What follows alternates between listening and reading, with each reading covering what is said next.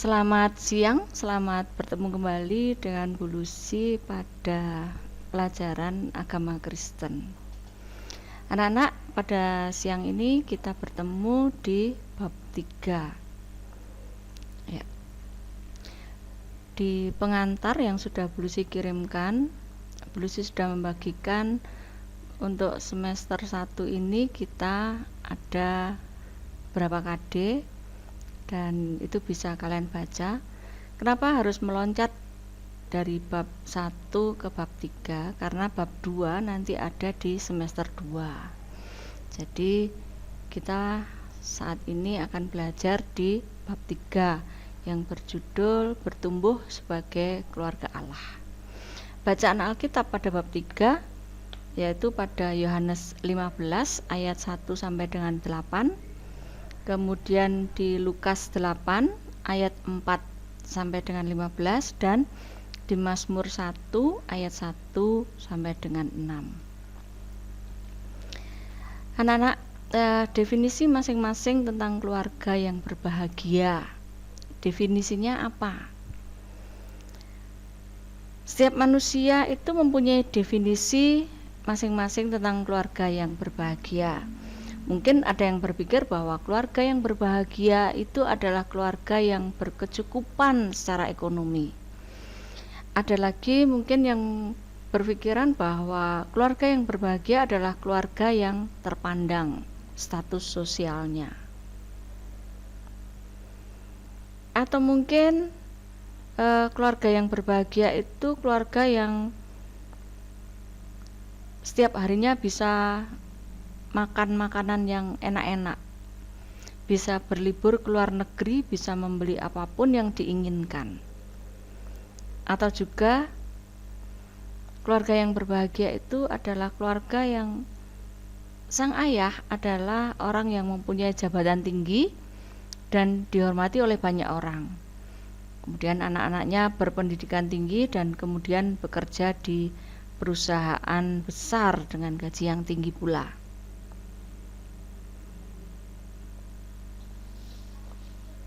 Tidak heran jika pada saat ini banyak orang yang bekerja sangat keras, membanting tulang demi menyejahterakan keluarganya. Mereka berusaha memberikan yang terbaik bagi keluarganya. Ini bukan hal yang salah, anak-anak, tetapi tidak jarang karena terdesak oleh kebutuhan untuk dipandang sebagai keluarga yang berhasil di mata masyarakat, banyak orang mengambil jalan pintas untuk memperoleh status sosial yang tinggi. Banyak berita di media massa dan elektronik, hampir tiap hari terdapat berita tentang koruptor. Hal tercela itu dilakukan karena terdesak untuk mengejar kenikmatan duniawi tadi. Semakin banyak uang yang dikumpulkan, semakin mewah rumah yang ditempati, semakin banyak keinginan yang terpenuhi, semakin tinggi pula status sosial yang didapatkan. Dalam ajaran Kristen, yang menjadi dasar kebahagiaan keluarga bukanlah materi, tetapi takut akan Tuhan. Sia-sialah usaha manusia yang mengumpulkan banyak harta duniawi siang dan malam, tapi tidak menempatkan Tuhan dalam hidupnya sebagai prioritas utama dengan bersandar pada kebenaran firman Tuhan, serta bertumbuh makin menyerupai Kristus dalam setiap aspek kehidupannya. Keluarga yang bertumbuh itu keluarga yang bagaimana? Bertumbuh menurut Kamus Besar Bahasa Indonesia adalah timbul atau hidup dan bertambah besar. Jadi timbul atau hidup dan bertambah besar. Atau bertumbuh itu adalah sedang berkembang. Bertumbuh juga bukan hanya soal bertambah banyak, bukan sekedar bertambah banyak, tetapi berkembang dan berbuah, artinya berkembang juga dan menghasilkan buah. Ya. Setiap individu mengalami pertumbuhan yang berbeda, baik secara fisik, intelektual, emosi, sosial, maupun spiritualnya. Perbedaan inilah yang membuat satu individu dengan individu yang lain unik. Keluarga sebagai sekumpulan individu yang terbentuk dari pernikahan juga mengalami pertumbuhan. Misalnya, dengan bertambahnya jumlah anggota keluarga, bertambah anak, kemudian berkembangnya hubungan sosial dan komunikasi antara individu yang satu dengan individu yang lain dalam sebuah keluarga, yakni dalam relasi antara suami istri, mertua dan menantu, maupun orang tua dan anak. Setiap individu akan mengalami pertumbuhan secara terus-menerus. Dalam kehidupan keluarga Kristen, setiap anggota keluarga yang mau bertumbuh bersama, syarat utamanya adalah harus berada dalam ajaran Tuhan Yesus Kristus. Paling tidak ada dua hal yang harus dilakukan untuk menjadi keluarga yang bertumbuh. Yang pertama adalah hidup saling mengasihi dan menghormati. Artinya, dalam keluarga, kasih itu merupakan dasar dan fondasi. Oleh karena itu, mengasihi bukan hanya tugas salah satu anggota keluarga, tetapi mengasihi adalah semua anggota keluarga. Harus dilakukan oleh semua anggota keluarga dalam menciptakan iklim keluarga yang damai. Yang kedua, percaya pada pemeliharaan Tuhan. Di sini tidak dapat dipungkiri bahwa kecintaan akan materi secara berlebihan telah menjadi budaya dalam masyarakat sekarang ini. Mendewakan harta duniawi atau menjadikan materi sebagai fokus dan dasar kehidupan pada dasarnya adalah pengingkaran manusia akan Allah. Artinya, manusia mengingkari bahkan meragukan Allah bahwa Ia sanggup oleh kuasanya untuk memelihara kita semua. Ciri-ciri bertumbuh dalam keluarga Allah ialah 1. Bertumbuh dalam Kristus. Bertumbuh dalam Kristus, bertumbuh dalam hubungan dengan Kristus mempunyai makna lebih mengenali Dia, lebih mengasihi dan mentaati. Kemudian dan menjadikannya sebagai pemimpin dalam keluarga. Apabila kasih terhadap Tuhan bertumbuh, kita akan mentaati perintah-perintahnya. Bertumbuh di dalam Kristus secara sederhana dapat dikatakan sebagai sebuah perubahan paradigma hidup ke arah Kristus. Bertumbuh berarti berubah, dan jika tidak ada perubahan berarti dia tidak bertumbuh.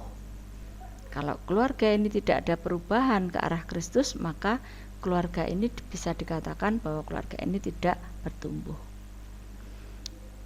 Beberapa perubahan bisa terjadi secara otomatis dalam diri orang Kristen, misalnya ketika ia menerima Kristus sebagai Tuhan dan Juru Selamatnya, yaitu perubahan status sebagai anak Allah dan penerimaan warisan rohani yang dikaruniakan Allah. Keselamatan oleh pengorbanan Tuhan Yesus di atas kayu salib. Akan tetapi, pengalaman perubahan hidup dalam kualitas karakter, tingkah laku, perkataan sepenuhnya seringkali hanya sekedar wacana saja. Hanya mengalami sedikit perubahan, bahkan kadang-kadang tidak sama sekali. Keluarga Kristen merupakan pusat dan tujuan dari perjanjian Allah, yakni untuk menjadi saksi bagi dunia. Karena itu, di dalam anugerah Allah, kita harus melakukan yang terbaik dalam membangun keluarga yang berkenan kepadanya. Keluarga yang berkenan kepadanya adalah keluarga yang berakar, bertumbuh, dan berbuah di dalam Dia. Seperti pengajaran Tuhan Yesus yang menggambarkan bahwa Tuhan memiliki tujuan yang jelas bagi setiap manusia ciptaannya, termasuk keluarga, yaitu agar umat manusia itu bertumbuh lalu menghasilkan buah. Ciri-ciri untuk bertumbuh dan menghasilkan buah yang berkualitas diperlukan akar yang kokoh, yang mampu memberikan asupan yang baik bagi pertumbuhan. Ya, yang diharapkan dalam keluarga Kristen adalah berakar, bertumbuh, dan berbuah. Apa maksudnya berakar? Berakar ialah menjadikan firman Allah sebagai tempat tinggal keluarga. Berakar itu menunjuk pada pohon dan tanaman lain yang akarnya tertancap jauh di dalam tanah. Akar merupakan bagian dari tumbuhan yang memungkinkan dia untuk bertahan hidup, karena melalui akarlah tanaman menyerap air dan zat-zat makanan yang terlarut di dalam air dari dalam tanah yang dibutuhkan untuk dia bertumbuh. Akar juga berfungsi untuk memperkuat atau memperkokoh berdirinya satu tanaman. Semakin berakar satu pohon, semakin kuat pohon tersebut, sehingga walaupun angin badai menerpa pohon tidak akan tumbang.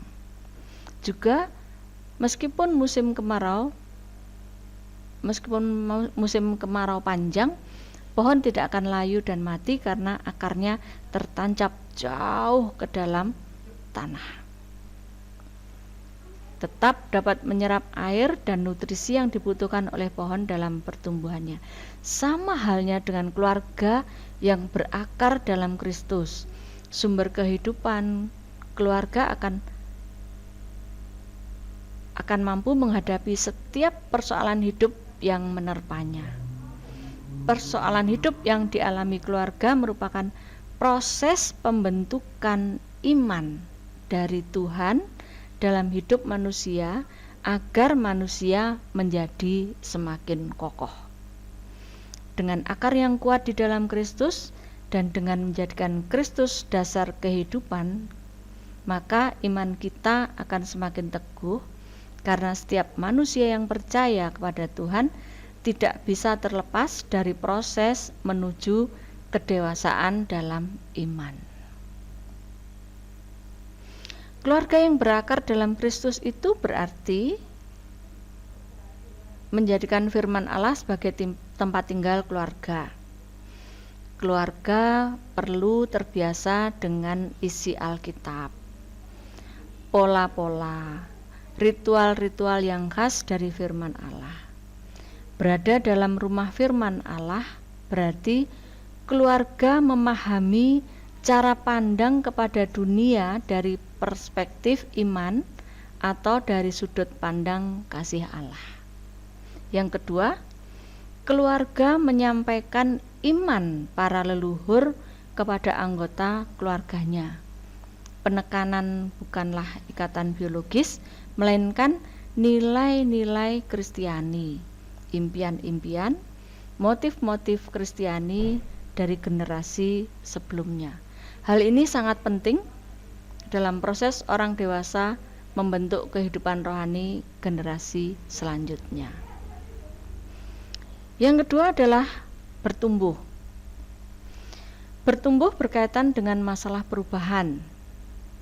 Tanaman dikatakan bertumbuh apabila ia menampakkan perubahan semakin berkembang, yakni bertambah tinggi dan bertambah besar. Beberapa aspek pertumbuhan dalam keluarga adalah sebagai berikut. Keluarga sebagai tempat bernaung kudus, artinya keluarga memberi perlindungan terhadap nilai-nilai yang merusak budaya keluarga, misalnya kekerasan, perselisihan, pertengkaran, dan sebagainya. Yang kedua, keluarga menyambut kehadiran Allah dalam kehidupan sehari-hari. Seperti apa ini? Misalnya, menghadirkan simbol atau objek yang dapat mengingatkan kehadiran Allah. Misalnya, ada salib, ada gambar Kristen, ada lagu-lagu rohani yang diperdengarkan di setiap hari di dalam rumah. Kemudian yang ketiga, keluarga yang mencari tuntunan Allah yang dilakukan dalam pertemuan keluarga secara rutin setiap hari. Dan yang keempat adalah keluarga yang menopang kehidupan religius atau rohani masing-masing anggota keluarganya. Misalnya melalui sharing bersama, bincang-bincang ataupun nasihat ataupun kemauan untuk saling mendengarkan dan sebagainya. Sebagaimana akar yang sehat akan menghasilkan pertumbuhan, demikian juga kehidupan orang percaya seharusnya bertumbuh dalam pengenalan akan Kristus, bertumbuh dalam pengenalan dan pemahaman akan firman Allah, dan bertumbuh dalam pelayanan menyaksikan kasih dan kebaikan Allah. Kunci untuk bertumbuh adalah mempelajari firman Tuhan dan melakukan firman Tuhan dalam kehidupan sehari-hari, sehingga hidupnya itu akan ditandai dengan integritas. Artinya apa yang ada di bibirnya akan sama dengan apa yang ada di dalam hati dan apa yang diperbuatnya. Hambatan yang menyebabkan orang tidak bertumbuh adalah banyak orang Kristen datang beribadah dan sangat senang mendengar khotbah hanya sekedar untuk kepuasan dan kenikmatan intelektual saja, tanpa memiliki sukacita dan kerinduan yang besar untuk mempraktikkannya dalam kehidupan. Tentu saja lebih mudah untuk belajar memahami konsep-konsep kebenaran firman Tuhan daripada mempraktikkan kebenaran itu. Hambatan lain adalah responnya terhadap firman Tuhan, seperti yang terdapat pada Lukas 8 ayat 4 sampai dengan 15. Yang ketiga adalah berbuah. Pertumbuhan tanpa buah itu adalah tidak berguna, seperti pohon yang kita tanam, dia bisa bertumbuh, bisa besar, bisa banyak daun, tetapi dia tidak bisa menghasilkan buah. Maka seakan-akan pohon ini tidak berguna. Demikian juga Allah menghendaki agar manusia itu menghasilkan buah. Buah yang dikehendaki Allah dihasilkan oleh manusia adalah melakukan kehendaknya sehingga manusia menjadi kesaksian bagi sesama di dunia ini yang mencerminkan kasih Allah. Buah yang dihasilkan dalam keluarga berikut ini adalah 1. Pencerminan kasih Allah dalam kehidupan sebagai perwujudan nyata realisasi keluarga Allah. Dari titik tolak iman keluarga perlu menata pengasuhan fisik, emosi atau mental, sosial dan rohani atau spiritualitas untuk menyatu dengan Allah. Keluarga mempunyai berbagai kesempatan alamiah yang sangat melimpah untuk mencerminkan kasih Allah sebagai disiplin rohani. Yang kedua, penerimaan dan komitmen yang merupakan suatu kemauan untuk saling menerima tanpa syarat setiap anggota keluarga atau pribadi dalam kasih agape. Hal ini adalah sebagai komitmen bersama yang sejati. Yang ketiga, pengukuhan dan dorongan antara anggota keluarga untuk menemukan kelebihan dan bakat masing-masing agar dikembangkan sebagai talenta dan karunia dari Tuhan. Keluarga perlu menerima dan menghargai keunikan masing-masing anggota keluarganya. Anak-anak, di dalam materi ada kolom yaitu growth. Nanti kalian bisa mempelajari sendiri di situ. Kemudian di dalam Lukas, perhatikan di dalam Lukas 8 ayat 4-15 dan Matius 13. Ada beberapa perumpamaan. Tuhan Yesus memberikan perumpamaan tentang penabur yang menaburkan benih pada 4 jenis tanaman yang digambarkan sebagai penerima firman Tuhan. Yang pertama, benih yang jatuh di pinggir jalan. Benih yang jatuh di pinggir jalan melambangkan orang Kristen yang mendengar firman Tuhan tetapi tidak memiliki tempat dalam hati dan pikirannya, sehingga tidak memperoleh apa-apa. Orang ini hanya datang ke gereja untuk memenuhi kewajiban dan tidak memiliki komitmen apa-apa untuk bertumbuh. Yang kedua adalah benih yang jatuh di tanah bebatuan yang hanya sedikit saja tanahnya. Hal ini melambangkan orang Kristen yang hanya memberikan sedikit saja perhatian terhadap firman Tuhan. Ia tidak menyimpan firman itu di dalam hatinya dan tidak mau merenungkannya terus-menerus, sehingga tidak bertumbuh dan akhirnya mati. Sedikit saja masalah dan tekanan dalam hidup, ia akan mundur karena tidak memiliki komitmen dan kesetiaan untuk mengikuti perintah Tuhan. Malahan akan marah dan kecewa kepada Tuhan kalau doanya tidak terkabul. Kadang-kadang sampai menghujat Tuhan, sampai mengatakan bahwa Tuhan tidak adil dan sebagainya. Yang ketiga, benih yang jatuh di tanah yang penuh semak duri. Hal ini melambangkan orang yang memiliki keinginan untuk bertumbuh. Ia sangat senang mendengar firman dan bahkan sering melayani. Tetapi di dalam hatinya juga masih banyak keinginan yang bertentangan dengan firman Tuhan. Mencintai kebenaran dan mencintai dosa pada saat yang bersamaan. Imannya bertumbuh bersama-sama dengan kekhawatiran dunia. Selain itu, pesona kekayaan juga sering menghimpitnya hingga tidak bertumbuh dan pada akhirnya adalah mati. Yang keempat adalah benih yang jatuh di tanah yang baik.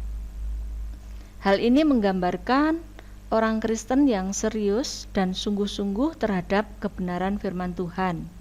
Orang seperti ini memberi hati dan pikirannya secara utuh untuk menerima kebenaran serta mempraktikkannya secara serius dan setia, sehingga ia bertumbuh dan berbuah.